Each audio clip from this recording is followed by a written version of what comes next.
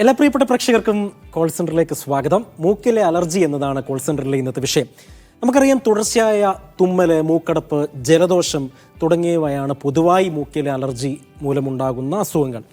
ഇതിന് കാരണമാകുന്നത് വായുവിലെ പൊടിപടലങ്ങളോ മൃഗങ്ങളുടെ രോമങ്ങൾ അങ്ങനെ തുടങ്ങിയ ഒട്ടനവധി കാരണങ്ങളാകാം. ഇതുകൂടാതെ മറ്റെന്തെല്ലാം അസുഖങ്ങളാണ് കാരണങ്ങളാകുന്നത് എന്ന് തീർച്ചയായും നമുക്ക് അറിയേണ്ടതുണ്ട്.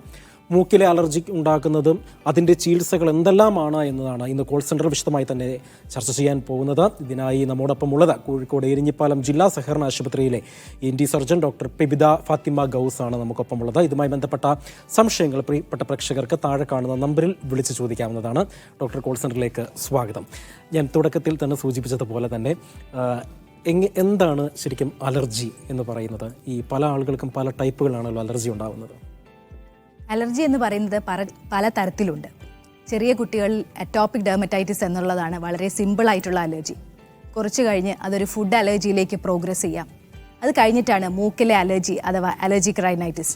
നേരത്തെ അജി പറഞ്ഞ പോലെ വിട്ടുമാറാത്ത ജലദോഷം, മൂക്കടപ്പ്, നിർത്താതെ രാവിലെ എണീക്കുമ്പോഴുള്ള തുമ്മൽ, കണ്ണിനുള്ള ചൊറിച്ചിൽ, ചെവിയുടെ ഉള്ളിൽ ചൊറിയുക, തൊണ്ടയുടെ പിന്നിൽ അണ്ണാക്കിൽ ചൊറിയുക, ഇതൊക്കെയാണ് പ്രധാനമായും അലർജിക് റൈനൈറ്റിസിൻ്റെ രോഗലക്ഷണങ്ങൾ. ഈ അലർജി വീണ്ടും മാർച്ച് ചെയ്തിട്ടാണ് അലർജിക് ആസ്മ അഥവാ നമ്മൾ സാധാരണ കേൾക്കുന്ന ആസ്മയിലേക്ക് എത്തുന്നത്. ഇതൊക്കെയാണ് അലർജിയുടെ വിവിധ തരം.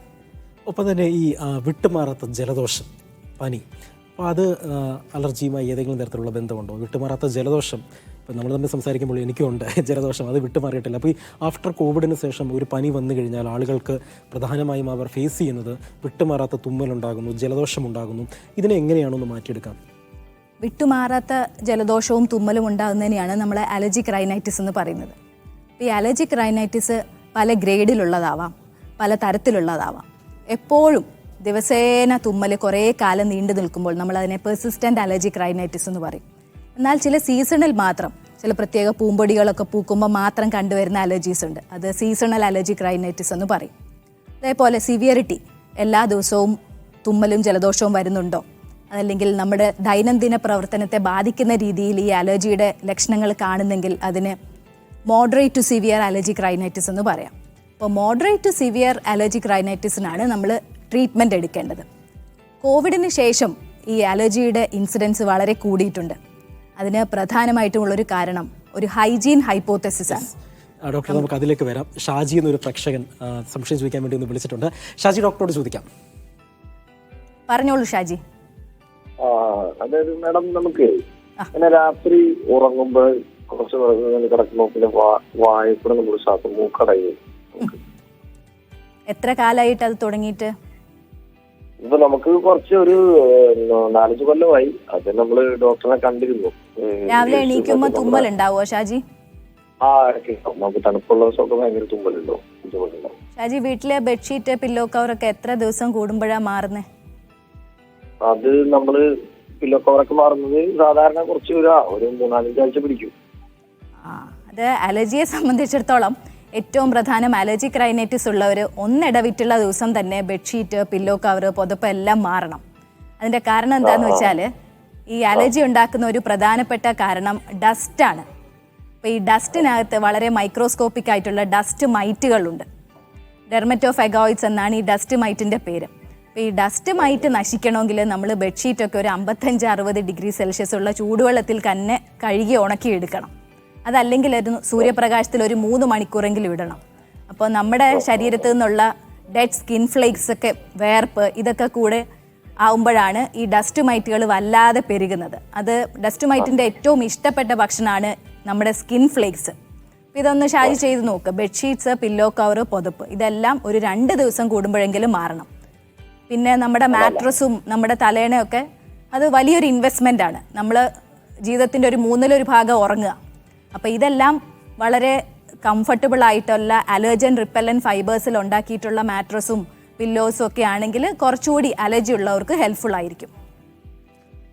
ഷാജിയാണ് തൃശ്ശൂരിൽ നിന്ന് വിളിച്ചത്. മറ്റൊരു കോളർ കൂടി ഉണ്ട്, രാധ മലപ്പുറത്ത് നിന്നും. രാധ, ഡോക്ടറോട് ചോദിക്കാം. മാമിന്റെ മകന് വേണ്ടിയിട്ടാണ്. മകൻ 10ലാണ് ഇപ്പം പഠിക്കുന്നത്. രാവിലെ എണീക്കുമ്പോൾ ഭയങ്കര തുമ്മല. അതെല്ലാ ദിവസവും ഉണ്ടാവോ? എല്ലാ ദിവസവും ഉണ്ട്, രാത്രിയിലും ഉണ്ട്. കണ്ണില് മൂക്കിലൊക്കെ ചൊറിച്ചിലുണ്ടോ ആ സമയത്ത്?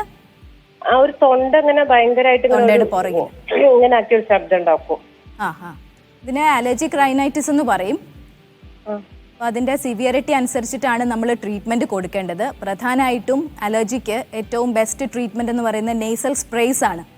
മൂക്കിൽ ഉപയോഗിക്കുന്ന നെയ്സൽ സ്പ്രേസ് മോൻ ഉപയോഗിച്ചിട്ടുണ്ടോ? ഇതുവരെ ഡോക്ടറെ കാണിച്ചിട്ടില്ല, ഇപ്പൊ കൂടുതലായിട്ട് ഇങ്ങനെ കാണണേ. അപ്പോൾ നമുക്ക് പ്രിവെൻറ്റീവായിട്ട് ചെയ്യാവുന്നത് ഞാൻ നേരത്തെ പറഞ്ഞ് വീട്ടിലെ പൊടി നല്ലോണം ക്ലീൻ ആയിരിക്കണം. മോൻ കിടന്ന് ഉറങ്ങുന്ന റൂമിൽ പഴയ ബുക്സ് അങ്ങനെ പൊടി പിടിച്ച് കിടക്കാൻ സാധ്യതയുള്ള സാധനങ്ങളൊന്നും പാടില്ല. ഫ്രീക്വൻ്റ് ആയിട്ട് നമ്മുടെ ടേബിള്, ഫാന് തുടങ്ങിയ സാധനങ്ങളെല്ലാം നനച്ച് തന്നെ തുടക്കണം. വെറുതെ വീട്ടിൽ നമ്മൾ പൊടി തട്ടുന്ന സാധാരണ തട്ടൽ ഈ അലർജി ഉള്ളവർക്ക് പറ്റില്ല. അപ്പം നനച്ച് തന്നെ ക്ലീൻ ആക്കി സർഫസസ് കീപ്പ് ചെയ്യുക. ഇത്തരം സാധനങ്ങളാണ് വരുമ്പോഴാണ് കൂടുതലായിട്ട് കുളിച്ചിട്ട് വരുന്ന സമയത്താണ് തുമ്മലുണ്ടാവും. അതെ, രാത്രിയിലും കുളിക്കും, ക്ലാസ് കഴിഞ്ഞാൽ കുളിക്കും, അപ്പോഴൊക്കെ ഭയങ്കര. ചില ആൾക്കാർക്ക് അലർജിയുടെ ഒരു സ്റ്റിമുലന്റ് ആയിട്ട് തണുപ്പ് ആക്ട് ചെയ്യും, കോൾഡ് ഇൻഡ്യൂസ്ഡ് അലർജി വരാം. അപ്പം അങ്ങനെ ഉണ്ടെങ്കിൽ ആ ടെമ്പറേച്ചർ ഒന്ന് കുറച്ച് ചെറിയൊരു ചൂടുവെള്ളത്തിൽ കുടിച്ചാൽ ചിലപ്പോൾ അതിനൊരു വ്യത്യാസം കണ്ടേക്കാം. അതിനേക്കാളും നിങ്ങൾ പറയുന്നത് ഒരു അലർജിക് റൈനൈറ്റിസ് പോലെ ഡസ്റ്റ് അലർജി ഉള്ളതായിട്ടാണ് എനിക്ക് തോന്നുന്നത്. ഒരു ENT ഡോക്ടറെ കണ്ടിട്ട് കുറച്ചുകൂടിയൊക്കെ ഒരു ടെസ്റ്റിങ്ങും കാര്യങ്ങളും വേണ്ടി വന്നേക്കാം. അലർജി വേറെ പ്രോബ്ലം ഒന്നും ആവില്ലല്ലോ? അലർജി പതുക്കെ ആസ്മയിലേക്ക് പ്രോഗ്രസ് ചെയ്യാം. നിങ്ങൾക്ക് ആർക്കെങ്കിലും അലർജി ഉണ്ടോ? അച്ഛനോ അമ്മയ്ക്കോ അലർജി ഉണ്ടോ? അമ്മയ്ക്കുണ്ട്. ഒരു പേരന്റിനുണ്ടെങ്കിൽ കുട്ടിക്ക് ഈ അലർജി പകരാനുള്ള സാധ്യത 20% രണ്ട് പേരൻസിനും ഉണ്ടെങ്കിൽ ഒരു 50% ചാൻസ് ആണ് കുട്ടിക്ക് കിട്ടാൻ. ഇതിനൊരു ജനറ്റിക് ഫാക്ടറും കൂടെ ഉണ്ട് അലർജിയെ സംബന്ധിച്ചിടത്തോളം. നമ്മൾക്കൊക്കെ ഇതാ വെയിൽ കൊള്ളുമ്പോഴും കുളിക്കുമ്പോൾ അപ്പോഴേ ഉള്ളൂ, അല്ലാത്ത സമയത്തില്ല. വെയിൽ കൊണ്ട് വരുമ്പോഴേ, അതുപോലെ കുളിച്ചിട്ട് ഇറങ്ങുമ്പോൾ. അപ്പോൾ കുട്ടി ഇപ്പോൾ 10th സ്റ്റാൻഡേർഡിലാണ് പഠിക്കുന്നത്. പഠിത്തത്തിലൊക്കെ ഒരു ഇമ്പോർട്ടൻ്റ് ആയിട്ടുള്ള പീരീഡ് ആയതുകൊണ്ട് അലർജിയുടെ ട്രീറ്റ്മെന്റ് തന്നെ എടുക്കുന്നതായിരിക്കും നന്നാവുക. വീട്ടിൽ പെറ്റ്സ് ഉണ്ടോ? പട്ടിയോ പൂച്ചയോ എന്തെങ്കിലും വളർത്തുന്നുണ്ടോ? ഇല്ലല്ല. ഓക്കെ, അപ്പോൾ ഈ പൊടി കൺട്രോൾ ചെയ്യാനുള്ള മെഷേഴ്സ് വളരെ സ്ട്രിക്റ്റ് ആയിട്ട് ചെയ്യാം. ബെഡ്ഷീറ്റും ഇതുമൊക്കെ മാറ്റുക. അതേപോലെ നിലത്തിടുന്ന മാറ്റ്, കേർട്ടൻ, ഇങ്ങനത്തെ സാധനങ്ങളെല്ലാം പൊടി പിടിച്ച് കിടക്കാൻ സാധ്യതയുള്ള ഏരിയാസാണ്. നമ്മൾ പലപ്പോഴും ശ്രദ്ധിക്കാതെ വിടുന്നതാണ് അതൊക്കെ. അപ്പോൾ അതൊക്കെ ഒന്ന് കുറച്ചുകൂടി കെയർഫുൾ ആയിട്ട് അറ്റൻഡ് ചെയ്ത് നോക്കുക. വ്യത്യാസം ഇല്ലെങ്കിൽ ഒരു ENT ഡോക്ടറെ തന്നെ കാണിക്കണം. രാധയാണ് മലപ്പുറത്ത് നിന്ന് വിളിച്ചത്. രാജേന്ദ്രൻ എന്നൊരു പ്രേക്ഷകൻ നമുക്കൊപ്പം ചേരുന്നു ബംഗളൂരുവിൽ നിന്നും. രാജേന്ദ്രൻ, ഡോക്ടറോട് ചോദിക്കാം. രാജേന്ദ്രൻ പറഞ്ഞോളൂ. ഹലോ, കേൾക്കുന്നുണ്ട്. എനിക്ക് ഒരു ഇടയ്ക്കിടെ തുമ്മലുണ്ടാവുന്നുണ്ട് ഈ അലർജി കാരണം. പക്ഷെ അത് നോസ് ബ്ലോക്കോ അങ്ങനത്തെ ഒന്നും കാണുന്നില്ല. വെള്ളം പോലെ ഒലിക്കോ മൂക്കിൽ നിന്ന്? ഇല്ല അങ്ങനെയൊന്നുമില്ല. ഇത് അലർജി ഉണ്ടാവുക ചെയ്യുന്നത്, ഇത് തുമ്മലുണ്ടാവുക ചെയ്യുന്നത്. എല്ലാ അലർജിക്കും നെയ്സൽ ബ്ലോക്ക് ഉണ്ടായിക്കൊള്ളണമെന്നില്ല. അത് അതന്നെ, അത് തുമ്മലോട് കൂടി വരുന്ന നെയ്സൽ അലർജിയാണ്. അത് ആഴ്ചയിൽ എത്ര ദിവസം വരും? ആഴ്ചയിൽ ഒരു ദിവസത്തിൽ എല്ലാ ദിവസവും, പക്ഷെ അത് കണ്ടിന്യൂസ് ആയിട്ടില്ല. അതായത് നമ്മൾ അലർജിയെ നമുക്ക് ഗ്രേഡ് ചെയ്യാൻ പറ്റുന്നത് ഇന്റർമിറ്റന്റ് അല്ലെങ്കിൽ പെർസിസ്റ്റന്റ് എന്ന് പറയണമെങ്കിൽ ആഴ്ചയിൽ ഒരു 4 ദിവസമെങ്കിലും അലർജിയുടെ സിംറ്റംസ് ഉണ്ടാവുന്നുണ്ട്. അത് തുടർച്ചയായിട്ട് ഒരു 4 ആഴ്ച ഉണ്ടെങ്കിൽ ഇന്റർമിറ്റന്റ് അലർജിക് റൈനൈറ്റിസ് എന്ന് പറയും. എനിക്ക് തോന്നുന്നു നിങ്ങൾക്ക് പെർസിസ്റ്റന്റ് അലർജി ഇല്ല, ഈ ഒരു ടൈപ്പ് അലർജി ആണെന്നാണ് മനസ്സിലാവുന്നത്. അതോടൊപ്പം സിംറ്റംസ് അത്ര മൈൽഡായിട്ടേ ഉള്ളൂവെങ്കിൽ ആ സമയത്ത് മാത്രം അലർജിയുടെ ട്രീറ്റ്മെന്റ് എടുത്താൽ മതിയാവും. യെസ്, ബംഗളൂരുവിൽ നിന്ന് രാജേന്ദ്രനാണ് ഫോൺ വിളിച്ചത്. ഡോക്ടറെ, മറ്റൊരു ചോദ്യം, അതായത് ഈ നേസൽ സ്പ്രേയുമായി ബന്ധപ്പെട്ടുള്ള ചോദ്യങ്ങളാണ്. ഇപ്പോൾ ഞാനൊരു നേസൽ സ്പ്രേ ഉപയോഗിക്കുന്ന ഒരു ആളാണ്. അപ്പോൾ ഇത് ഞാൻ ഉപയോഗിക്കുന്നത് ഇങ്ങനെ ജസ്റ്റ് ഇങ്ങനെ സ്പ്രേ ചെയ്യുന്ന ഒരു ഇതാണ്. ഇത് ശരിയായ രീതിയാണോ? മറ്റൊന്ന്, ഈ സ്പ്രേ അമിതമായി പലരും അഡിക്റ്റഡായി മാറുന്നൊരു സാഹചര്യം, ഇത് ഉപയോഗിക്കുന്നത് ശരിക്കും ശരിയാണോ അതോ തെറ്റാണോ? ഇതെങ്ങനെയാണ് ശരിക്കും ഉപയോഗിക്കേണ്ടത്? അലർജിക് റൈനൈറ്റിസിന്റെ പ്രധാനപ്പെട്ട ഒരു ട്രീറ്റ്മെന്റ് ആണ് നേസൽ സ്പ്രേസ്. അപ്പോൾ പലരും അലർജിക്ക് സ്പ്രേയോ അടിക്കുന്നുണ്ട്, എന്നാലും കൃത്യമായിട്ടുള്ള റിസൾട്ട് ഇവർക്ക് കിട്ടുന്നില്ല. അതിന് പ്രധാനപ്പെട്ട ഒരു കാരണം ഈ നേസൽ സ്പ്രേസ് കറക്റ്റായിട്ട് യൂസ് ചെയ്യാത്തതുകൊണ്ടാണ്. അപ്പോൾ അത് ഞാനൊന്ന് പറഞ്ഞുതരാം. നമ്മുടെ റൈറ്റ് നോസ്ട്രലിലാണ് സ്പ്രേ അടിക്കേണ്ടതെങ്കിൽ ലെഫ്റ്റ് ഹാൻഡിലാണ് ഈ എക്യുപ്മെൻറ്റ് പിടിക്കേണ്ടത്. അപ്പോൾ ലെഫ്റ്റ് ഹാൻഡിൽ പിടിക്കുക, റൈറ്റ് നോസ്ട്രലിലാണ് നമ്മൾ അടിക്കാൻ പോകുന്നത്. അപ്പോൾ ഇങ്ങനെ പിടിക്കുമ്പോൾ ഇതിൻ്റെ ഡയറക്ഷൻ വരേണ്ടത് നമ്മുടെ റൈറ്റ് ഐയുടെ ആങ്കിളിനെ ഡയറക്റ്റ് ചെയ്തിട്ടാണ്. അപ്പോൾ ഉള്ളിലോട്ട് ഈ നോസിൽ കയറ്റി സൈഡിലോട്ട് തിരിച്ചിട്ടാണ് 2 പഫ് അടിക്കേണ്ടത്. അതുപോലെ തിരിച്ചു. അപ്പോൾ ലെഫ്റ്റ് സൈഡിൽ അടിക്കാൻ, റൈറ്റ് ഹാൻഡിൽ പിടിക്കാം, ഉള്ളിലോട്ട് കയറ്റി 2 പഫ്. പിന്നെ സ്പ്രേ അടിച്ചു കഴിഞ്ഞാൽ നമ്മൾ ശ്രദ്ധിക്കേണ്ടത് ഒരിക്കലും ഇങ്ങനെ വലിച്ചെടുക്കരുത്. അപ്പോൾ നമ്മുടെ തൊണ്ടയുടെ ബാക്കിൽ ഈ സ്പ്രേയുടെ ടേസ്റ്റ് വന്നിട്ടുണ്ടെങ്കിൽ ആ സ്പ്രേ വേസ്റ്റ് ആയി എന്നർത്ഥം. നമുക്ക് മൂക്കിൻ്റെ ഉള്ളിലാണ് സ്പ്രേ വേണ്ടത്, ഒരിക്കലും ബാക്കിലേക്കല്ല. അതാണ് പ്രധാനമായിട്ടും എല്ലാവരും ഉണ്ടാക്കുന്ന ഒരു മിസ്റ്റേക്ക്. അപ്പോൾ അത് ശ്രദ്ധിക്കാം. പിന്നെ അഡിക്ഷൻ ഉണ്ടാകുന്നത് ഈ ഒരു നെയ്സൽ സ്പ്രേക്കല്ല, അത് ഡീകൺജസ്റ്റഡ് നെയ്സൽ ഡ്രോപ്സ് ഉണ്ട്. നമ്മൾ സാധാരണയായിട്ട് ഓവർ ദ കൗണ്ടർ മെഡിക്കേഷനായിട്ട് എല്ലാ മെഡിക്കൽ ഷോപ്പിലും കിട്ടുന്ന ഓക്സിമെറ്റസോളിൻ, സൈലോമെറ്റസോളിൻ തുടങ്ങിയ നെയ്സൽ ഡ്രോപ്സുകൾക്കാണ് ഇങ്ങനെ റീബൗണ്ട് കൺജഷൻ ഉണ്ടാക്കുന്നത്. ആൾക്കാരൊന്ന് മൂക്കിൽ ഒഴിക്കുമ്പോൾ മൂക്ക് നല്ലോണം തുറക്കും. അപ്പോൾ ആ ഒരു സുഖത്തിൽ ഇത് കണ്ടിന്യൂസ് ആയിട്ട് ഇങ്ങനെ 2-3 മാസം, വർഷങ്ങൾ യൂസ് ചെയ്യുന്ന പേഷ്യൻസ് ഉണ്ട്. അപ്പോൾ അതിൻ്റെ പേര് തന്നെ അലർജി അല്ല, അത് റൈനൈറ്റിസ് മെഡിക്കമെൻറ്റോസ എന്ന് പറയും. അപ്പോൾ അത് കണ്ടു കഴിഞ്ഞാൽ അബ്രപ്റ്റായിട്ട് അത് സ്റ്റോപ്പ് ചെയ്യുക എന്നുള്ളത് പ്രധാനമാണ്. ഓക്കെ, നമുക്ക് അതിലേക്ക് തന്നെ വരാം. നാസർ എന്നൊരു പ്രേക്ഷകൻ നമുക്കൊപ്പം ചേരുകയാണ് പെരിന്തൽമണ്ണയിൽ നിന്നും. നാസർ, ഡോക്ടറോട് ചോദിക്കാം. ഹലോ, പറഞ്ഞോളൂ. ഞാന് പെരിന്തൽമണ്ണ പുത്തൂർ ഭാഗത്തുനിന്നാണ് വിളിക്കണേ. സാറ് പിന്നെ മേഡം, എനിക്ക് എന്റെ മോള് 20 വർഷമായിട്ടുണ്ടതാണ്. ഒരു മോളെ 9 വയസ്സായി. ഓക്കെ, 20 വർഷമായിട്ടുണ്ടായതാണ് മോള്. പിന്നെ അവൾക്ക് മൂക്കിൽ ദശ ഉണ്ട്. 9 വയസ്സായി എന്നല്ലേ പറഞ്ഞേ? 9 വയസ്സ്. 9 വയസ്സായിട്ട് കുട്ടിക്ക് മൂക്കിൽ ദശ എന്ന് പറയുന്നത് അത് അലർജിയുടെ ദശയെക്കാട്ടിലും അഡിനോയിഡ് ഗ്രന്ഥിയുടെ വളർച്ചയായിരിക്കും നാസർ ഉദ്ദേശിക്കുന്നുണ്ടാവുക. വായ തുറന്നാണോ കുട്ടി ഉറങ്ങുന്നത്? അതെ മേഡം. കൂർക്കം വലി ഉണ്ടോ? കൂർക്കം വലി നന്നായിട്ടുണ്ട്. കൂർക്കം വലി, വായ തുറന്നുള്ള ഉറക്കം, വിട്ടുമാറാത്ത ജലദോഷമൊക്കെ ഉള്ളത് ഈ അലർജിയുടെ ദശ കാരണമല്ല. അലർജി ഉള്ളവർക്ക് ഈ അഡിനോയിഡ് പ്രോബ്ലംസ് കൂടുതലായിരിക്കും. അപ്പം അഡിനോയിഡ് എന്ന് പറഞ്ഞിട്ട് മൂക്കിൻ്റെ പുറകിലായിട്ട് നമുക്ക് എല്ലാവർക്കും ഒരു ഗ്രന്ഥിയുണ്ട്. അത് സാധാരണ ഒരു 6-7 വയസ്സൊക്കെ ആകുമ്പോൾ മാക്സിമം വലിപ്പം വയ്ക്കും. ഒരു 11-12 വയസ്സാകുമ്പോൾ തനിയെ ചുരുങ്ങുകയും ചെയ്യും. എന്നാൽ ഈ അലർജിയൊക്കെ ഉള്ളവരിൽ ഈ അഡിനോയിഡ് അങ്ങനെ വലുതായിട്ട് തന്നെ നിൽക്കും. അപ്പോഴാണ് നാസർ നേരത്തെ പറഞ്ഞ വാ തുറന്നുള്ള ഉറക്കം, കൂർക്കം വലിയൊക്കെ ഉണ്ടാവുന്നത്. അപ്പോൾ ഈ അഡിനോയിഡ് ഗ്രന്ഥി ഉണ്ടോ എന്ന് അറിയണമെങ്കിൽ നമ്മളൊരു നെയ്സൽ എൻഡോസ്കോപ്പി ടെസ്റ്റ് ചെയ്ത് നോക്കണം. എന്നിട്ട് അതിൻ്റെ ഒരു ഗ്രേഡിംഗ് അനുസരിച്ചിട്ടാണ് ട്രീറ്റ്മെൻറ്റ് നിശ്ചയിക്കേണ്ടത്. അപ്പോൾ ഇത് അലർജി മാത്രമല്ല, അഡിനോയിഡ് ഹൈപ്പർട്രോഫിയും കൂടെ ഉണ്ടോ എന്ന് ഒരു ഡോക്ടറെ കാണിച്ച് തന്നെ ടെസ്റ്റ് ചെയ്ത് നോക്കണം. നാസർ, വളരെയധികം നന്ദിയുണ്ട് കോൾ സെൻ്ററിലേക്ക് വിളിച്ചതിന്. പ്രിയപ്പെട്ട പ്രേക്ഷകരുടെ അറിവിലേക്കായി നിങ്ങൾ കോൾ ചെയ്യുമ്പോൾ ദയവായി ടി-വിയുടെ സൗണ്ട് ഓഫ് ചെയ്ത് ശ്രദ്ധ ഫോണിൽ മാത്രം കേന്ദ്രീകരിക്കണമെന്ന് അപേക്ഷിക്കുകയാണ്. എങ്കിൽ മാത്രമേ ഡോക്ടർ പറയുന്ന കാര്യങ്ങൾ നിങ്ങൾക്ക് വ്യക്തമാകുകയുള്ളൂ. ഡോക്ടർ, നമുക്ക് മറ്റൊരു കോളറുണ്ട്. ഈരാറ്റുപേട്ടയിൽ നിന്നും ഫാസിൽ ചേരുകയാണ്. ഫാസിൽ, ഡോക്ടറോട് ചോദിക്കാം. പറഞ്ഞോളൂ ഫാസിൽ. ഈരാറ്റുപേട്ട എൻ്റെ നാടും കൂടിയാണ്. അതെ, ഡോക്ടറുടെ നടപടിയാണ്. അല്ല, എൻ്റെ തെക്കേക്കര PKMS എന്ന് പറയും. സാറേ, ഞാൻ പറയാം, എന്റെ ഒരു കൂട്ടുകാരൻ കൊച്ചോമെന്നാണ് പേര്. അപ്പൊ പുള്ളിക്ക് ഏതായത് പ്രത്യേക കാലാവസ്ഥയിൽ പെട്ടെന്ന് തുമ്മുകയും മൂക്കിൽ നിന്ന് ഇങ്ങനെ ജലം വന്നുകൊണ്ടിരിക്കുകയും ചെയ്യാം. അത് കാലാവസ്ഥ വ്യത്യാസമില്ല, എപ്പോഴും ഇടയ്ക്കിടയ്ക്ക് അങ്ങനെ ഉണ്ടാകാറുണ്ടെന്ന് പറയും. അത് എന്താണെന്നറിയാൻ. അത് ഒരു വർഷത്തിൽ 365 ദിവസം ഉണ്ടാവോ? ഞാൻ പുള്ളിയുടെ ഫോം കൊടുക്കാട്ടോ സാറേ.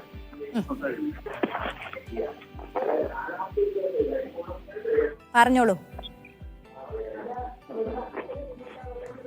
ഫാസിൽ, ദയവായി ടി-വിയുടെ സൗണ്ട് ഒന്ന് കുറച്ച് വെച്ച് ഫോണിൽ മാത്രം ശ്രദ്ധിക്കാമോ?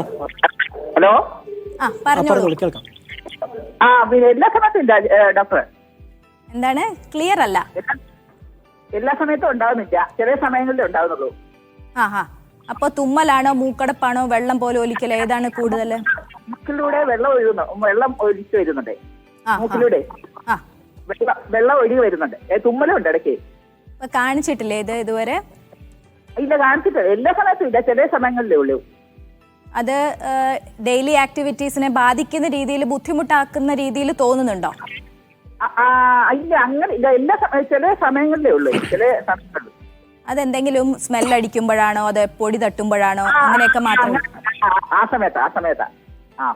അപ്പോൾ നമുക്ക് അങ്ങനെ കൃത്യമായിട്ട് വളരെ ബുദ്ധിമുട്ടുണ്ടാകുന്ന രീതിയിലില്ലെങ്കിൽ അത്തരം സാഹചര്യത്തിൽ മാത്രം അലർജിയുടെ ടാബ്ലറ്റ്സ് എടുക്കാം. ഇതെല്ലാം എന്നും ശല്യമായിട്ട് ഈ ഒരു ലക്ഷണങ്ങൾ നിൽക്കുന്നെങ്കിൽ മൂക്കിലടിക്കുന്ന സ്പ്രേ ആയിരിക്കും ഇതിന് നന്നാവുക.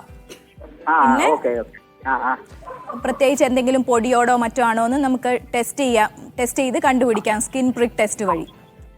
അത് നിങ്ങളുടെ ലക്ഷണങ്ങൾ എങ്ങനെയാണെന്നുള്ളത് ഒരു ഹിസ്റ്ററി ഒക്കെ എടുത്ത് ഡോക്ടറെ കണ്ട് വിശദമായിട്ടൊന്ന് സംസാരിച്ചതിന് ശേഷം തീരുമാനിക്കണം അതൊക്കെ. Okay okay. ഓ ശരി. യെസ്, ഫാസിലിന് വ്യക്തമായെന്ന് തോന്നുന്നു. സുലേഖ എന്നൊരു പ്രേക്ഷക നമുക്കൊപ്പമുണ്ട്. സുലേഖ, ഡോക്ടറോട് ചോദിക്കാം.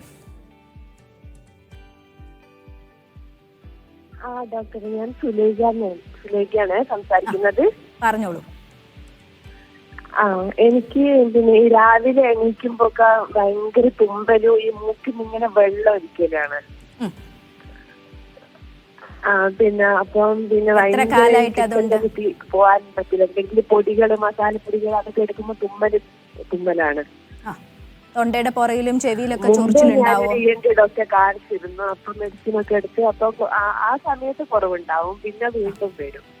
ആ സമയത്ത് നേസൽ സ്പ്രേസ് ഉപയോഗിച്ചിരുന്നോ? അപ്പൊ ഡോക്ടർ അങ്ങനെ ഉപയോഗിച്ചിരുന്നു. അപ്പൊ നല്ല കുറവുണ്ടായിരുന്നു.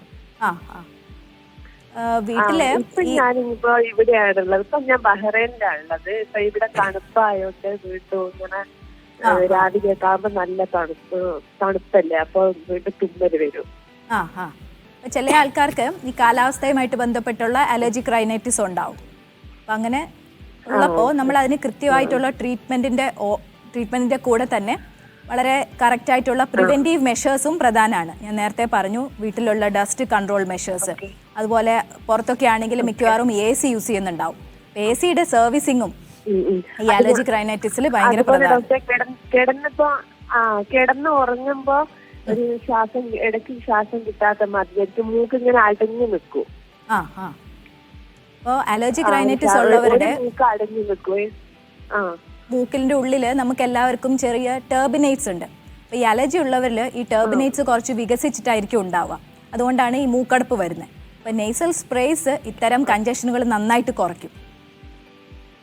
അപ്പോൾ സുലേഖ ഒരു നേസൽ സ്പ്രേ ഡോക്ടറെ കാണിച്ചിട്ട് ട്രൈ ചെയ്യാം. അതുപോലെ AC-യുടെ സർവീസിങ്, വീട്ടിനുള്ളിലെ ഡസ്റ്റ് കൺട്രോൾ മെഷേഴ്സ്, ഇതെല്ലാം കറക്റ്റ് ആയിരിക്കണം. പിന്നെ കട്ടിയുള്ള ബ്ലാങ്കറ്റ്സ് യൂസ് ചെയ്യുന്നെങ്കിൽ അതും റെഗുലർലി ക്ലീൻ ചെയ്യാൻ ശ്രദ്ധിക്കണം.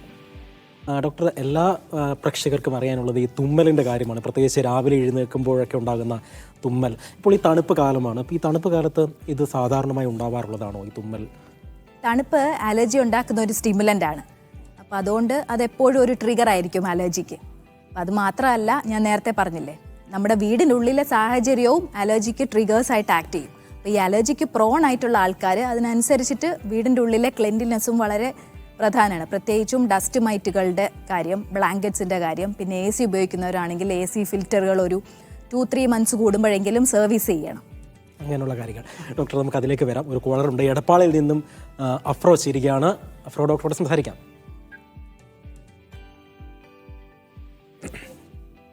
അഫ്രോ, കേൾക്കുന്നുണ്ടോ? ഡോക്ടറോട് ചോദിച്ചോളൂ. പറഞ്ഞോളൂ. നമ്മുടെ മോള് 1.5 വയസ്സായി. പക്ഷെ ആള് എപ്പോഴും തുമ്മണുണ്ട്, ഇടക്കിടക്ക് തുമ്മ. ഈ മോളുടെ പേരൻസിന് ആർക്കെങ്കിലും അലർജി ഉണ്ടോ? അലർജി, ആസ്മയോ എന്തെങ്കിലും ഉണ്ടോ? ഇല്ല, അങ്ങനത്തെ പ്രശ്നമൊന്നുമില്ല. ഇടക്ക് കഫക്കെട്ട്, പനി അങ്ങനൊക്കെ വരാറുണ്ട്. കുട്ടിയുടെ സ്കിന്ന് ഡ്രൈ ആണോ? ഡ്രൈ സ്കിൻ ആണോ? അല്ല, സ്കിന്നൊക്കെ നോർമൽ സാധാ സ്കിന്നിന് കുഴപ്പമില്ല. പക്ഷെ ജലദോഷമൊന്നുമില്ല, തുമ്മല് മാത്രം. അത് ഏത് സമയത്താണ്? പ്രത്യേകിച്ച് എന്തെങ്കിലും ടൈം നിങ്ങൾ നോട്ട് ചെയ്തിട്ടുണ്ടോ? ഇല്ല, അങ്ങനെ ടൈമൊന്നുമില്ല. ചിലപ്പോ കുറഞ്ഞെണീറ്റാല് ഈവനിങ് നിർത്താതെയുള്ള തുമ്മൽ ഉണ്ടാവോ? ഇല്ല, ഇടക്കിടക്ക് ഇങ്ങനെ തുമ്മും. എല്ലാ ദിവസവും ഇങ്ങനെ ഉണ്ടോ? അത് റിപ്പീറ്റ് ചെയ്യുന്നുണ്ടോ? എല്ലാ ദിവസം വെച്ചാല് ഒരു ഒട്ടുമിക്ക ദിവസങ്ങളും ഉണ്ടാവും അങ്ങനെ. പ്രസവിച്ച ടൈമിൽ തന്നെ ഉണ്ടായിരുന്നു അവൾക്കൊരു തുമ്മല്. പ്രസവിച്ച നമ്മള് ന്യൂബോൺ ആയിരിക്കുന്ന ആ ടൈമിൽ തന്നെ ഉണ്ടായിരുന്നു, എപ്പോഴും തുമ്മിക്കൊണ്ടിരുന്നു. അന്നേരം നമ്മള് ഡോക്ടറെ കാണിച്ചപ്പോ ഡോക്ടർ പറഞ്ഞു ഈ വെള്ളത്തിൽ കിടന്നിരുന്ന കുട്ടികളല്ലേ, അപ്പൊ വെള്ളം ഇങ്ങനെ ഇതായിട്ടാണ്, അതുകൊണ്ടാണ് ആ തുമ്മല്, കുഴപ്പമൊന്നുമില്ല എന്ന് പറഞ്ഞു. പിന്നെ അത് ഉണ്ടായിരുന്നില്ല. പിന്നെ വെച്ചിട്ട് ഇപ്പൊ ഒരു 1 year ആയപ്പോ പിന്നെയും തുടങ്ങി തുമ്മല്. ഒരു അലർജിയുടെ രോഗലക്ഷണം പോലെയാണ് തോന്നുന്നത്. സാധാരണഗതിയിൽ ചെറിയ പ്രായത്തില് അലർജി ആദ്യം സ്കിൻ റാഷസ്, ഡ്രൈ സ്കിൻ അങ്ങനെയൊക്കെയാണ് ഉണ്ടാവുക. അതുണ്ടായിട്ടുണ്ട്. കുറെ മുന്നേ ഒരു 6 മാസം ടൈമില് ഒരു ചെറിയ റാഷ് പോലെ മേത്തൊക്കെ ഉണ്ടായിരുന്നു. അത് ഒരു അറ്റോപിക് റാഷ് അല്ലെങ്കിൽ അലർജിക് റാഷ് ആയിരിക്കണം. അപ്പൊ ഈ അലർജി ഉള്ള കുട്ടികളിൽ അലർജിക് റാഷ് കണ്ടു കഴിഞ്ഞാൽ മൂക്കിലെ അലർജിക്കുള്ള സാധ്യത കൂടുതലാണ്. അപ്പൊ അലർജിക് റൈനൈറ്റിസ് എന്ന് പറയുന്നത് ഡയപ്പറിനൊക്കെ അങ്ങനെയുള്ളത് ഉണ്ട്. അല്ലാണ്ട് അങ്ങനെ നോർമലി കഫുകെട്ട് പ്രശ്നം അങ്ങനെ വല്ലപ്പോഴും ഒക്കെ ഉള്ളതുള്ളൂ, അല്ലാതെ കുഴപ്പമൊന്നുമില്ല. എന്നും തുമ്മൽ കാണുന്നെങ്കിൽ ഒരു ഡോക്ടറെ തന്നെ കാണിക്കുക. അലർജിക് റൈനൈറ്റിസിന്റെ മറ്റ് ലക്ഷണങ്ങൾ ഉണ്ടോ എന്ന് നോക്കണം. മൂക്കിന്റെ ഉള്ളിലൊന്ന് ഡോക്ടർ നോക്കുന്നത് നന്നാവും. ഓക്കെ. അഫ്രോയാണ് വിളിച്ചത് എടപ്പാളിൽ നിന്നും. ഡോക്ടർ, നമുക്ക് മറ്റൊരു കോളർ കൂടിയുണ്ട്. ഷീബ എസ് നായർ ചേരുന്നു ചങ്ങനാശ്ശേരിയിൽ നിന്നും. ഷീബ, എന്താണ് ചോദിക്കാനുള്ളത് ഡോക്ടറോട്?